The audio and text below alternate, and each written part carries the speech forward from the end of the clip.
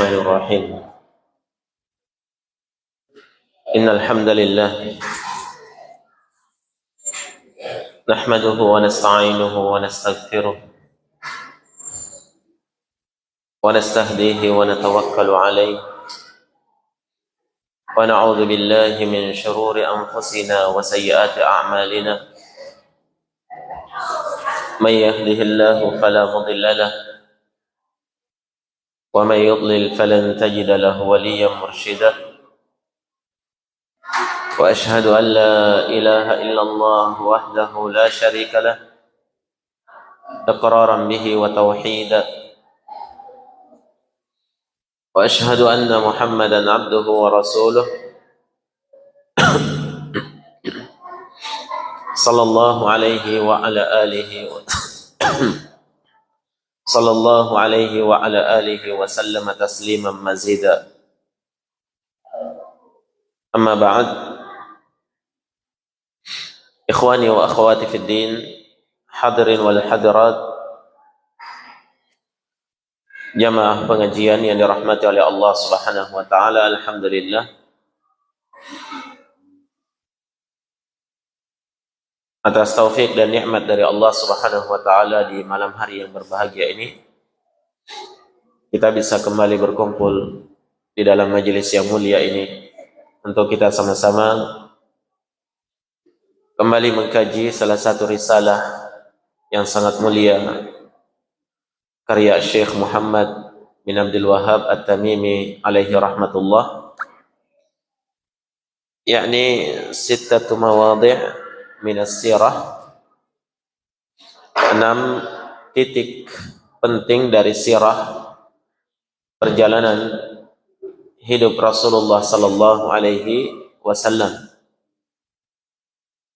yang mana kita telah berada pada al-mawdi'ur rabi', titik yang keempat dari sirah Nabi sallallahu alaihi wasallam, yaitu qissatu Abi Talib, tentang kisah, potongan kisah dari paman Nabi sallallahu alaihi wasallam, Abu Talib, seorang yang telah membela Nabi, membesarkan dan memelihara Nabi, membela Nabi, memuliakan beliau, bahkan berjuang dalam melindungi Nabi sallallahu alaihi wasallam. Dia juga orang yang berkorban sangat banyak untuk Nabi alaihi salatu wassalam. Namun dia adalah orang yang tidak mengikrarkan la ilaha illallah, tidak menerima keimanan hingga akhir hayatnya. Maka Allah Subhanahu wa taala tetapkan dia sebagai orang yang kekal di dalam neraka Allah Subhanahu wa taala. Potongan kisah Abu Talib ini dan bagaimana perjuangannya dalam membela dan melindungi Nabi, itu telah kita bahas pada pertemuan sebelumnya, sampai Abu Talib itu meninggal. Pada detik-detik sebelum meninggal, Nabi masih mengajak dia untuk menerima la ilaha illallah, namun dia tetap bersikukuh berada di atas ajaran nenek moyangnya. Baik, maka di antara pelajaran yang bisa kita ambil dari kisah ini adalah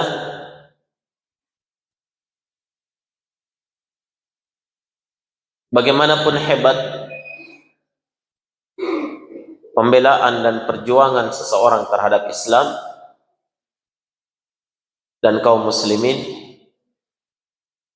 namun jika dia tidak mengikrarkan la ilaha illallah,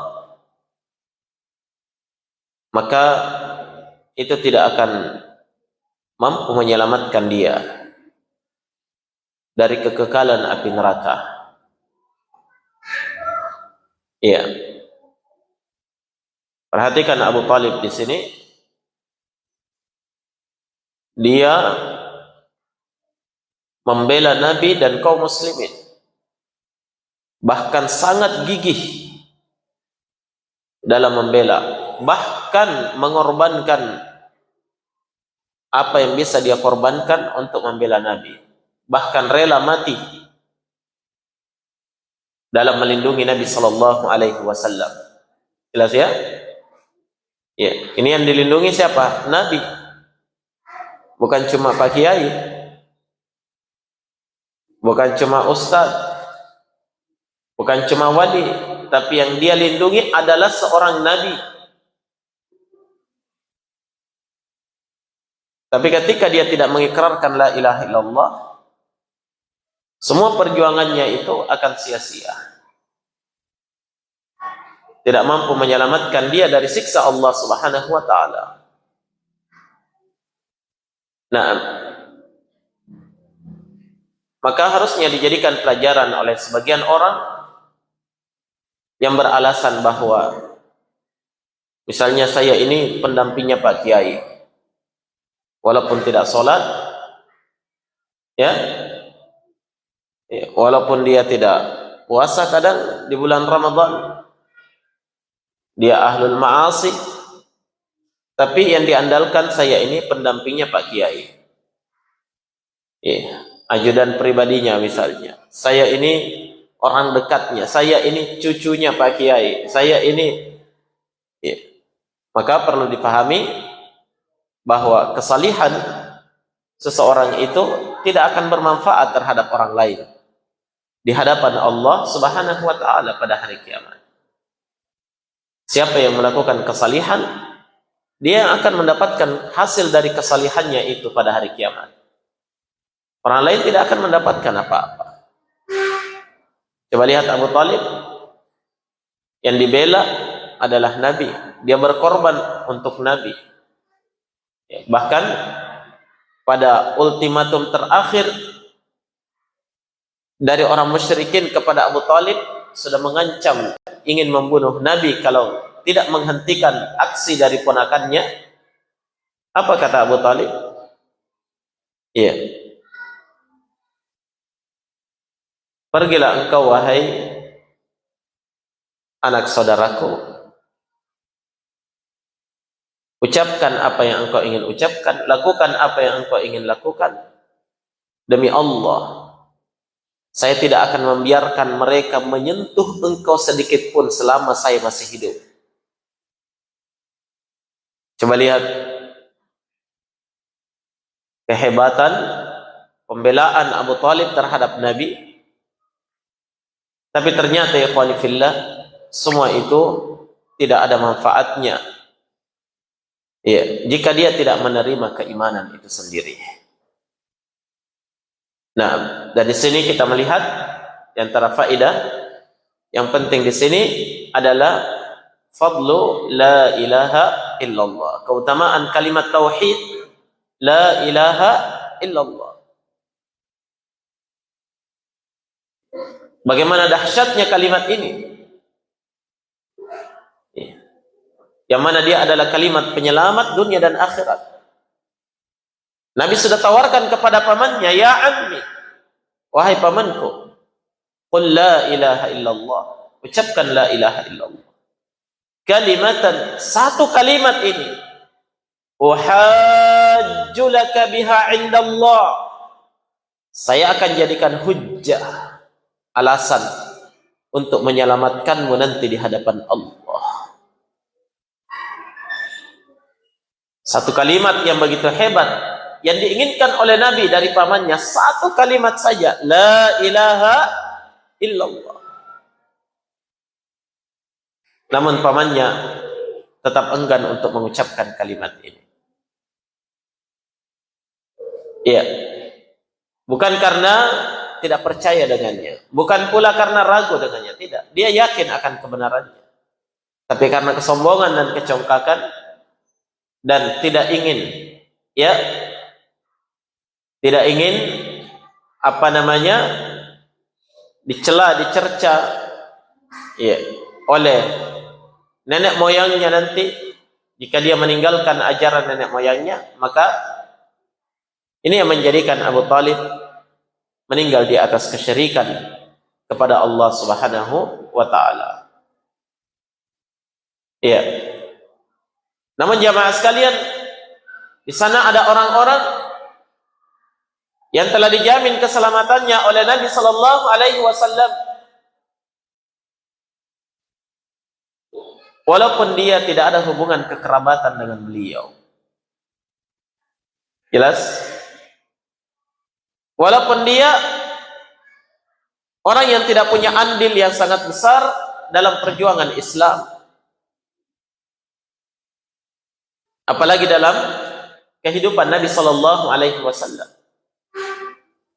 Akan tetapi mereka adalah orang yang telah dijamin dengannya surga. Kapan itu? Di saat tatkala dia mengikrarkan kalimat la ilaha illallah. Bahkan di sana ada orang-orang ya yang dijanjikan untuknya surga oleh baginda Rasul sallallahu alaihi wasallam, walaupun dia tidak pernah berjumpa dengan Nabi, selama dia mengikrarkan la ilaha illallah. Ya, jangankan berkerabat dengan Nabi, berjumpa dengan Nabi pun tidak. Tapi selama dia mengikrarkan la ilaha illallah, Nabi sallallahu alaihi wasallam kabarkan berita gembira kepada mereka dengan surga. Nah, dan terhindar dari api neraka Allah Subhanahu wa taala. Nah, ikhwani fid din rahimani wa rahimakumullah. Kata Nabi sallallahu alaihi wasallam dalam satu riwayat yang sahih, man mata wa huwa yad'u min dunillahi syai'an dakhala an-nar. Wa man mata la yusyriku bihi syai'an dakhala al-jannah. Siapa yang meninggal dalam keadaan dia beribadah kepada selain Allah, tempatnya dalam neraka. Dan siapa yang meninggal dalam keadaan la yusyriku bihi syai'a, sama sekali dia tidak pernah mempersyarikatkan Allah. Ya. Dia tidak mempersyarikatkan Allah di dalam ibadahnya. Nabi jamin dakhalal jannah, pasti masuk surga. Kandungan la ilaha illallah. Nabi jamin untuknya surga. Maka Nabi sallallahu alaihi wasallam bersabda, "Man kana akhiru kalamihi la ilaha illallah dakhalal jannah." Siapa yang akhir ucapannya la ilaha illallah, pasti tempatnya surga. Siapapun dia, ada hubungan kekerabatan dengan Nabi atau tidak? Pernah berjumpa dengan Nabi atau tidak pernah berjumpa dengan beliau? Ya, orang yang punya andil besar dalam perjuangan dakwah atau tidak? Yang jelas dia meninggal akhir kalamnya, akhir ucapannya dalam lisannya adalah la ilaha illallah, maka tempatnya adalah surga. Maka ini perkara yang menunjukkan kehebatan dan kekuatan ya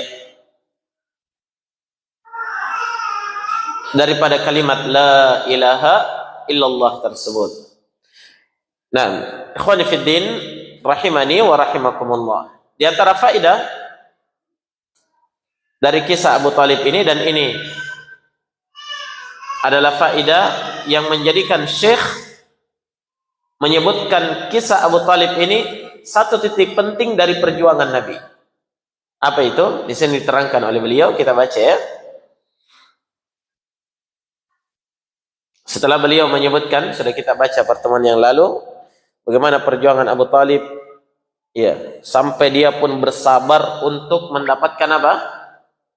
Cercaan, celaan dari orang-orang musyrikin, intimidasi bahkan, termasuk beliau juga orang yang diboikot selama 3 tahun lamanya ya, bersama Nabi sallallahu alaihi wasallam. Nah,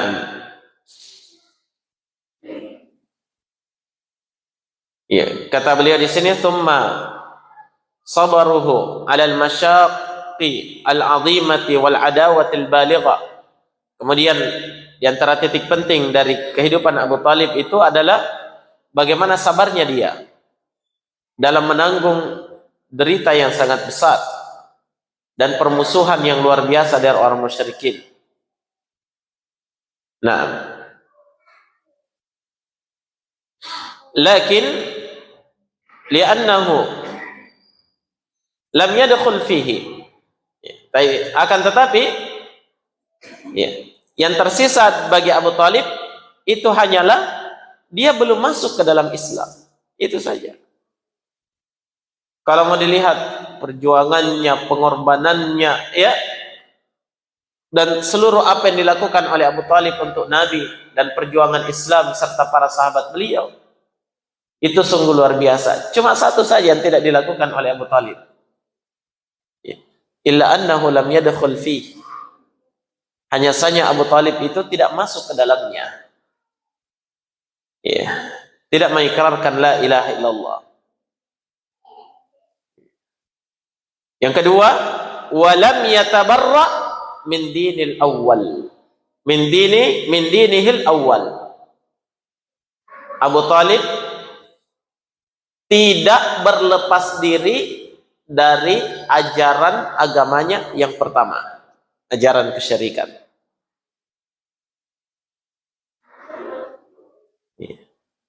Jadi semua pengorbanan dan perjuangan yang dia lakukan dari awal sampai akhir untuk Nabi dan Islam, kaum muslimin ketika itu perjuangan hebat. Jarang ada orang yang bisa menandinginya. Terlebih lagi di saat Nabi masih dalam keadaan ya, minoritas, ya, dalam keadaan sedikit, baru membangun dakwah. Semua yang dilakukan itu perjuangan luar biasa. Hanya saja ini saja, dia belum masuk ke dalam Islam dan tidak mau berlepas diri dari ajaran nenek moyangnya. Akhirnya kata beliau, lam yasir musliman. Pada akhirnya dia pun tidak menjadi seorang muslim. Ma'annahu ya'tadiru an dzalika anna fihi masabbata abihi Abdul Muttalib wa alihi Hashim wa ghairihima min masyayikhihi. Namun bersamaan dengan itu dia menyebutkan udurnya, kenapa dia tidak menerima Islam, kenapa dia tidak mau berlepas diri dari ajaran nenek moyangnya. Abu Talib menyampaikan udurnya. Apa itu? Sudah kita sebutkan, bacakan pada pertemuan yang lalu, ya. Syairnya Abu Talib itu lumayan panjang, syair itu cuma kita sebutkan sebagian saja. Situ diantara disebutkan, laulal malamata, seandainya bukan karena khawatir ya, akan penghinaan dan cercaan dari siapa? Ayahnya Abdul Muttalib. Padahal ayahnya sudah meninggal. Tapi dia yakini, nanti kalau saya ketemu di sana, ya, apa kata bapakku? Kenapa kamu melenceng? Gitu ya. Ya, kenapa kamu melenceng?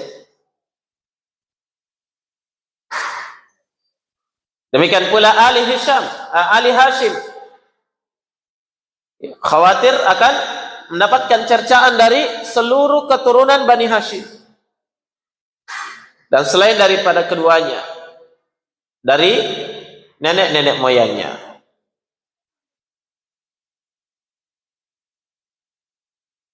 Thumma ma'a qarabatihi wa nusratihi istaghfara lahu Rasulullah sallallahu alaihi wasallam. Kemudian bersamaan dengan hubungan kekerabatan Abu Talib dengan Nabi yang sangat dekat, ya, bahkan bagaikan ayah dan anak, ya. Dan bagaimana pertolongan Abu Talib terhadap Nabi dan ajaran Islam. Setelah meninggalnya, istaghfara lahu Rasulullah. Rasulullah pun memintakan ampunan untuknya. Tapi sayang, fa anzalallahu alaihi, Allah pun menurunkan ya terhadap Abu Talib satu firman Allah dalam Al-Quran, maka lin nabi walladzina amanu ay yastaghfiru lil musyrikin walau kanu uli qurba min ba'di ma tabayyana lahum annahum ashabul jahim. Tidak pantas bagi seorang nabi dan seorang yang beriman memintakan ampun untuk orang musyrik walau kanu uli qurba, walaupun mereka itu adalah kerabat dekat, setelah nampak jelas baginya bahwa dia itu adalah penghuni neraka jahanam. Ini ayat diturunkan oleh Allah sebagai teguran untuk Nabi dan seluruh kaum muslimin, seluruh orang yang beriman, untuk tidak memintakan ampunan untuk orang yang meninggal di atas kesyirikan dan kekafiran. Siapapun dia, hatta kedua orang tuanya sendiri. Ini ayat tegas, tidak pantas. Artinya tidak boleh, haram. Bagi siapa? Lin nabi, bagi seorang nabi. Diharamkan untuk nabi. Dan diharamkan untuk orang-orang yang beriman. Mintakan ampun untuk orang yang jelas-jelas meninggal di atas kesyirikan dan kekafiran. Ya.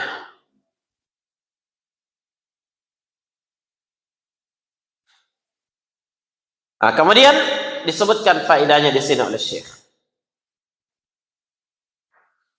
Walladzi bayyana hadza annahu idza arafa rajulun min ahli al-Basrati aw al-ihsa bihubbil dini wa bihubbil muslimina dhanna aktsarun nasi annahu minal muslimin ma'a annahu lam yansuril islam biyadihi wala malihi wala lahu minal a'dzari mali Abi Talib.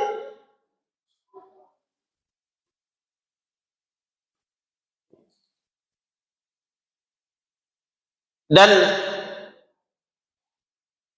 hal ini semakin menjelaskan, ya, kisah Abu Talib ini menjelaskan bahwasanya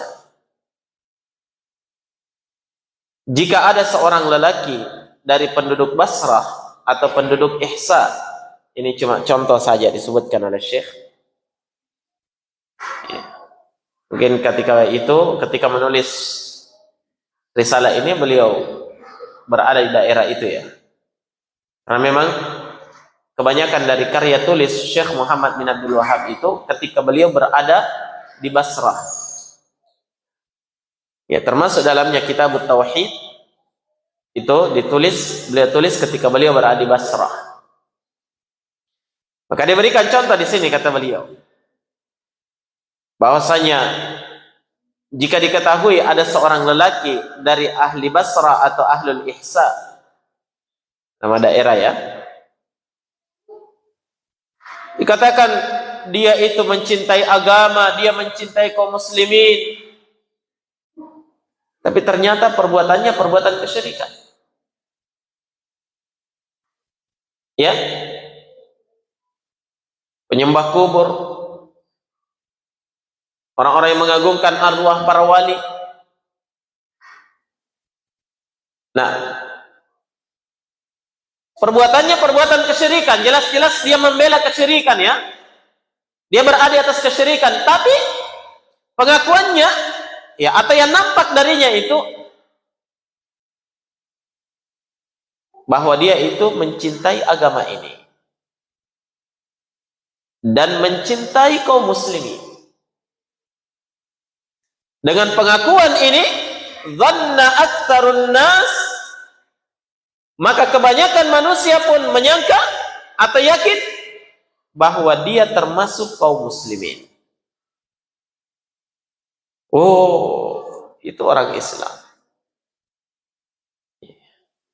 Tidak boleh disalahkan. Kenapa? Dia itu juga orang yang cinta kepada Islam. Dia itu juga adalah orang yang mencintai kaum muslimin. Atau mungkin jelas-jelas dia adalah orang-orang kufar. Dari kalangan orang-orang yang dikafirkan oleh Allah dalam Al-Quran. Orang-orang yang tidak mengikrarkan la ilaha illallah. Ya, dari kalangan Yahudi dan Nasara misalnya. Jelas-jelas berada atas kekufuran kepada Allah, tapi dia itu senang membantu kaum muslimin. Kan seperti itu ya, biasa ada seperti itu. Baik sekali sama kaum muslimin. Dia juga cinta kepada Islam. Kalau ketemu kaum muslimin, Masya Allah, fasih sekali dia. Assalamualaikum.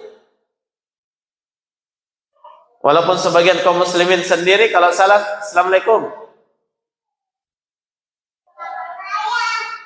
Tapi kalau dia, lebih fasih dari kaum muslimin. Assalamualaikum. Mantap sekali salamnya. Kerja bakti di masjid, datang dia, Masya Allah. Nyumbang juga untuk masjid. Akhirnya kebanyakan manusia menganggap orang Islam itu baik sekali dia. Sudah digolongkan di dalam kaum muslimin. Padahal dia belum mengikrarkan la ilaha illallah. Paham? Dia tidak mengikrarkan la ilaha illallah. Nah.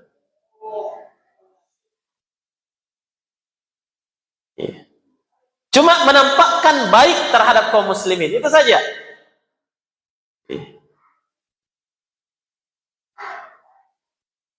Kalau misalnya sound systemnya masjid rusak, wah dia yang dipanggil, nggak usah dibayar untuk rumah ibadah. Wah baik sekali dia. Apakah itu cukup menjadikan mereka itu berada di atas Islam? Padahal kata beliau, ma'annahu lam yansuril Islam biyadi. Bersamaan dengan itu, dia belum pernah menolong Islam dengan tangannya sendiri, seperti yang dilakukan oleh Abu Talib. Betul? Belum pernah.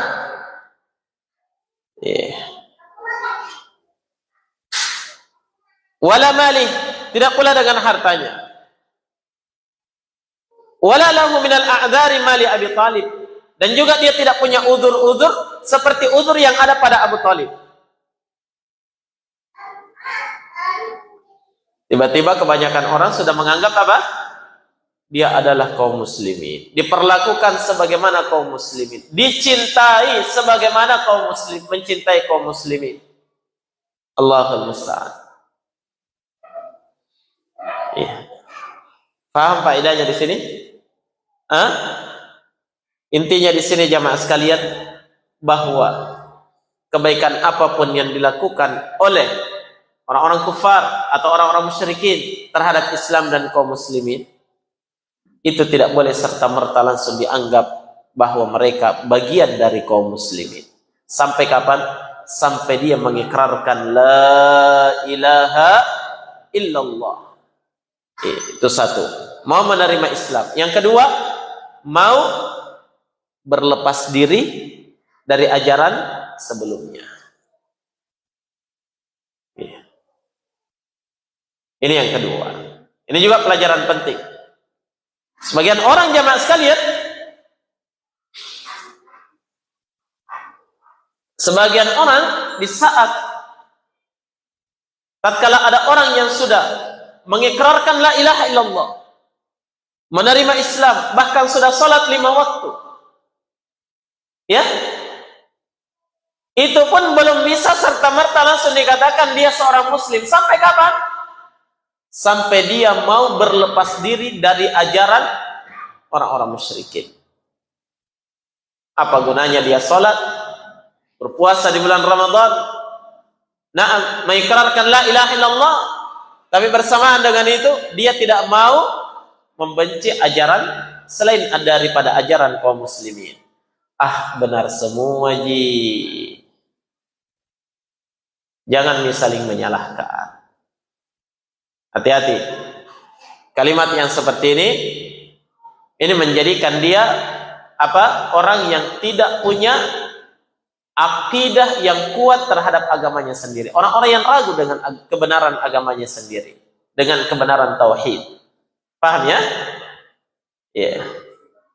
Jadi hatta walaupun dia mengikrarkan la ilaha illallah, salat 5 waktu, puasa di bulan Ramadan, berzakat dan yang lain sebagainya, dia laksanakan semua syariat Islam, belum bisa dianggap sebagai seorang muslim yang baik sampai kapan?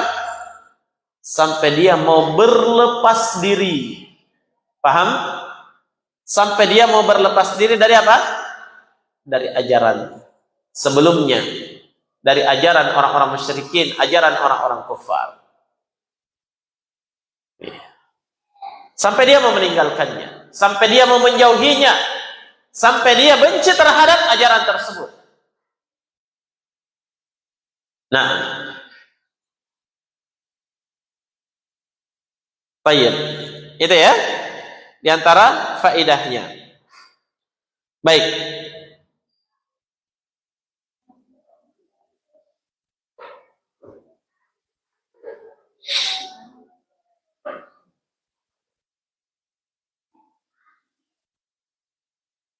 Jadi untuk menjadi seorang muslim yang bertauhid, yang kokoh di atas agama, ya, itu sebenarnya tidak ribet, ya, tidak banyak yang harus kita berada di atasnya. Itu saja. Seorang itu mengikrarkan la ilaha illallah, menerima Islam, menjalankan syariat Islam, kemudian apa? Berlepas diri dari ajaran-ajaran selain daripada ajaran al-Islam. Maka dari itu, dalam kisah yang masyhur, suatu ketika Umar bin Khattab, di tangannya beliau ada beberapa lembaran-lembaran kitab Taurat. Dia bawa-bawa, dia baca-baca, dilihat sama Nabi. Nabi tegur, "Ma hadza ya Ibn al-Khattab?" Wahai Ibn al-Khattab, apa ini? Apa yang kau pegang ini? Kata Umar, beberapa lembar kitab Taurat, wahai Nabi. Untuk apa ini? Ya sekedar dibaca-baca saja. Kalau di zaman kita mungkin ya sebagai bahan perbandingan. Ya. Apa kata Nabi? Wallahi ya Umar, "Lau kana akhi Musa hayyan ma wasi'ahu illa ittiba'i." Demi Allah, wahai Umar, seandainya saudaraku Musa masih hidup, tidak ada keluasan bagi dia kecuali harus ikut kepada syariat. Ini menunjukkan apa? Kewajiban kita untuk yakin penuh 100% terhadap ajaran syariat Nabi kita. Dengan ajaran ini kita tidak butuh lagi kepada ajaran-ajaran yang lain. Dengan kebenaran ajaran agama ini kita tidak mau lagi mengangkat kepala untuk ajaran yang lain, karena kita yakin inilah ajaran yang benar. Jelas ya? Dengan ajaran tauhid yang kita pegang dan kita yakini, kita tidak akan mau melirik lagi ya kepada ajaran-ajaran kesyirikan. Kenapa? Ya, karena semuanya itu akan merusak akidah tauhid yang selama ini sudah kita pelajari, kita perjuangkan di dalam diri kita. Nah, al-ikhwah wal akhawat rahimani wa rahimakumullah. Kemudian di antara faedah dari kisah Abu Talib ini,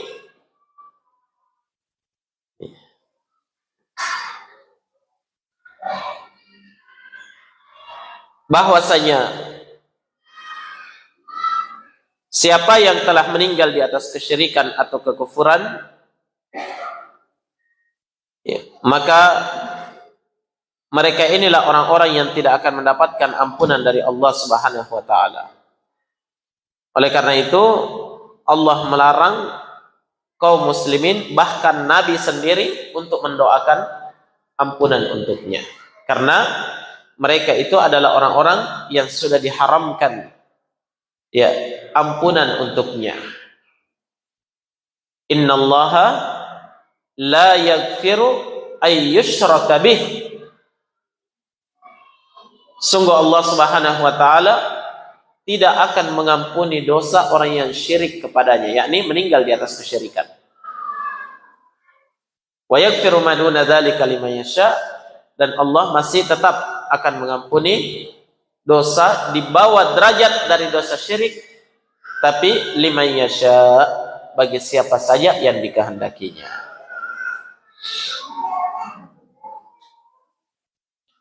Baik. Kemudian yang terakhir di sini kata Syekh, faman fahima qissata Abi Talib wa fahima al-waqi'a min aktsari man yadda'i ad-din tabayyana lahu al-huda min ad-dhalal. Maka siapa yang betul-betul memahami kisah Abu Talib ini dan dia benar-benar memahami apa yang telah terjadi pada orang-orang yang mengaku dirinya berada di atas agama, maka jelas betul baginya antara petunjuk dan kesesatan. Artinya, siapa yang benar-benar faham dengan kisah Abu Talib, kemudian dia faham betul dengan kondisi orang-orang yang ada di zamannya yang mengaku berada di atas agama, ya, mengaku berada di atas agama Islam, kemudian bagaimana perbuatannya, maka pasti dia mampu membedakan antara yang apa? Antara petunjuk dengan kesesatan. Ya.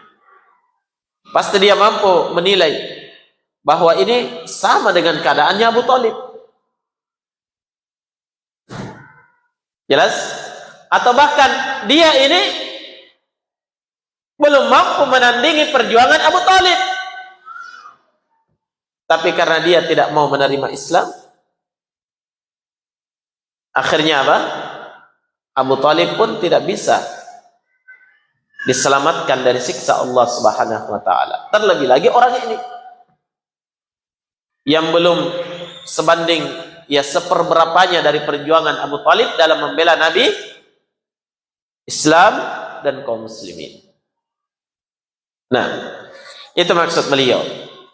Wa arafa su'al ifham. Dan kalau orang faham betul dengan kisah Abu Talib ini, dia benar-benar akan tahu banyaknya orang yang salah faham.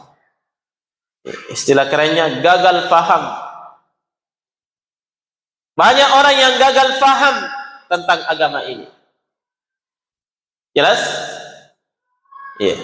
Sedikit-sedikit sudah bisa dianggap, oh ya, Islam itu walaupun belum bersyahadat.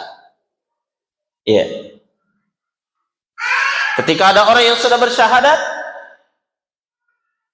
baik amalannya, na'am, serta-merta sudah dianggap sebagai orang yang bertauhid tanpa memperhatikan apakah dia adalah orang yang sudah berlepas dari ajaran sebelumnya atau tidak berlepas. Apakah dia orang yang membenarkan ajaran selain Islam atau tidak membenarkan? Iya. Ini. Kalau kita paham kisah Abu Talib, kita mampu paham ini. Tapi kalau tidak paham betul dengan kisah Abu Talib ini, banyak orang yang gagal paham dengan agama ini. Ya, siapapun dia, bahkan sampai tatkala dia telah bertitel banyak, kalau tidak paham betul dengan kisah Abu Talib ini, ya, dia akan gagal paham. Ya, kurang paham dengan kondisi. Kata beliau, wallahul musta'an. Dan Allah Subhanahu wa taala yang senantiasa memberikan pertolongan kepada kita, insyaallah taala. Baik.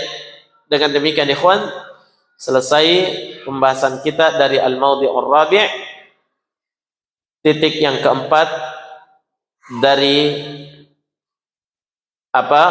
sirah perjuangan dakwah Rasulullah sallallahu alaihi wasallam. Berikutnya nanti insyaallah kita masuk pada al-maudhi'ul khamis, titik yang kelima, yaitu qissatul hijrah. Kisah tentang hijrah. Baik, naktafi bihadzal qadar. Jazakumullahu khairan wa barakallahu fikum. Subhanakallahumma bihamdik asyhadu an la ilaha illa anta astaghfiruka wa atubu ilaik. Walhamdulillahi rabbil alamin. Tafadhalu hafizakumullah.